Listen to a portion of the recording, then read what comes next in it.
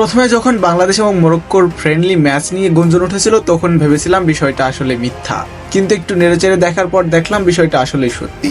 Bangladesh football প্রেমীদের জন্য এক বড় চমক অপেক্ষা করছে। গুঞ্জন উঠেছে বিশ্বকাপে চমক দেখানো আফ্রিকার সেমিফাইনালিস্ট দল মরক্কো বাংলাদেশের বিপক্ষে একটি ইন্টারন্যাশনাল ফ্রেন্ডলি ম্যাচ খেলতে পারে। এই খবরটি প্রথম আসে বাংলাদেশ ফুটবল ফেডারেশন বিএফএফ এর অভ্যন্তরীণ সূত্র থেকে। ফিফা উইকেন্ডে লক্ষ্য রেখে একটি বড় মাপের আন্তর্জাতিক ম্যাচ আয়োজনের পরিকল্পনা চলছে। সেখানে প্রতিপক্ষ হতে পারে মরক্কো।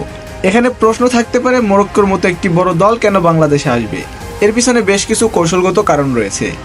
মরক্কো এখন বিশ্বব্যাপী ফুটবল সম্পর্ক গড়ে তুলতে আগ্রহী, বিশেষ করে মুসলিম প্রধান এশিয়ার দেশগুলোর সঙ্গে তাদের ফুটবল কূটনীতির সম্পর্ক জোরদার করতে চায়। পাশাপাশি সৌদি আরব, মরক্কো ও মিশরের 2030 বিশ্বকাপ যৌথ আয়োজনে বাংলাদেশের মতো দেশের সমর্থন পেতে এই গুরুত্বপূর্ণ সফর হতে পারে। তবে এখনও সবকিছু চূড়ান্ত হয়নি। ম্যাচ আয়োজনের জন্য দরকার অর্থ, নিরাপত্তা, টিকিট ব্যবস্থাপনা ও মিডিয়া কভারেজ। আশা করা হচ্ছে বিএফএফ খুব শীঘ্রই আনুষ্ঠানিক ঘোষণা দেবে। যদি সবকিছু ঠিকঠাক চলে তাহলে আমরা হয়তো 2025 সালের এক সুন্দর সকালে দেখতে পাবো বাংলাদেশের মাঠে মরক্কোর মতো বিশ্ব তারকাদের নেমে আসতে।